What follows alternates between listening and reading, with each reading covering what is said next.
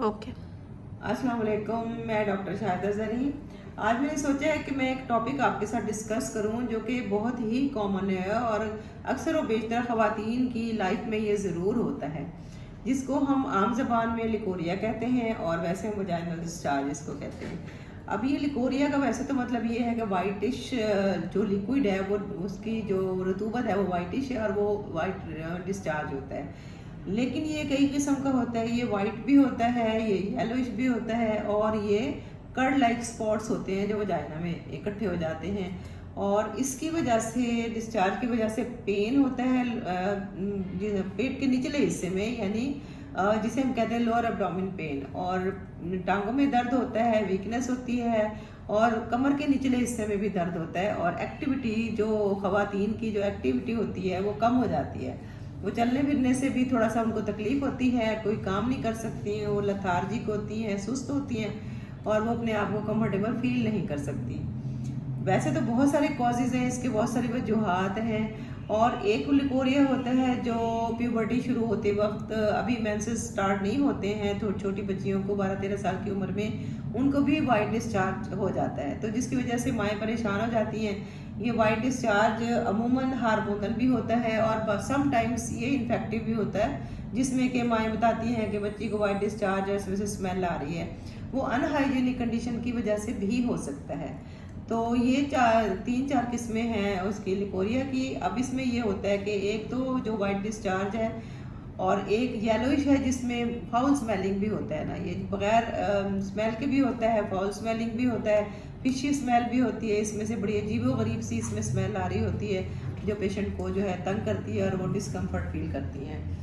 तो इसके लिए ये है कि इसकी ट्रीटमेंट करवा लेनी चाहिए फ़ौरन, क्योंकि ये डिस्चार्ज जो है बहुत सारी वजूहात की वजह से होता है। एक इन्फेक्टिव भी होता है, मतलब इन्फेक्टिव तो है ही है, लेकिन ये वायरल भी होता है, बैक्टीरियल भी होता है, फंगल भी होता है। उसके अलावा ये जो हमारा फंगस है, अक्सर शुगर पेशेंट जो हैं जिनमें शुगर ज़्यादा हो जाती है उनको मोस्टली जो है वो फंगल इन्फेक्शन ही होता है, कैंडिडियल इन्फेक्शन, और वो इस वजह से होता है कि उनका जो फ्लोरा है वो चेंज हो जाता है, वो शुगर की तरफ आ जाता है, जिसकी वजह से जो बैक्टीरिया है, जो फंगस है वो ग्रो कर जाती है। बाज़ दफ़ा ये मिक्स्ड इन्फेक्शन भी होता है।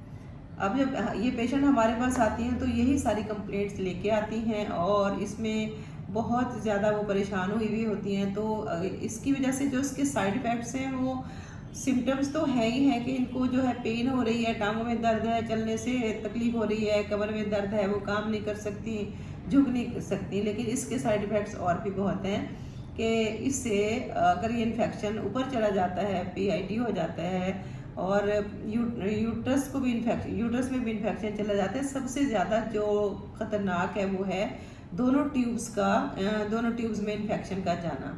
अगर इसकी ट्रीटमेंट ना की जाए तो ये आगे बढ़ जाता है और फिर ये जिसे हम कहते हैं ना ट्यूब्स का इन्फेक्शन हो गया है, उसे हम सल्फिंजाइटिस कहते हैं, जिसकी वजह से ट्यूब्स के ब्लॉक होने का ख़तरा भी होता है। और अगर ट्यूब्स ब्लॉक ना भी हों, उनमें इन्फेक्शन हो, वो टॉर्चुअस हो जाए, कुछ हो जाए और प्रेगनेंसी हो तो इसमें एक्टोपिक प्रेगनेंसी का चांस भी बढ़ जाता है।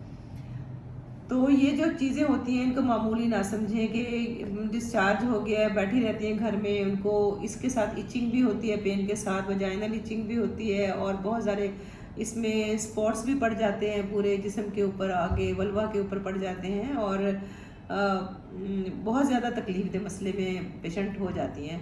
तो इसकी ट्रीटमेंट करवा लेनी चाहिए, फ़ौरन डॉक्टर के पास आना चाहिए और इसकी ट्रीटमेंट बर वक्त करवा लेनी चाहिए, ताकि जो है ये इन्फेक्शन से वो मतलब वो इसकी ट्रीटमेंट हो जाए और वो इन्फेक्शन ख़त्म हो जाए और आगे ना बढ़े। तो ये आज का मेरा बहुत छोटा सा टॉपिक था, मुझे उम्मीद है कि आपको पसंद आएगा। Thank you so much.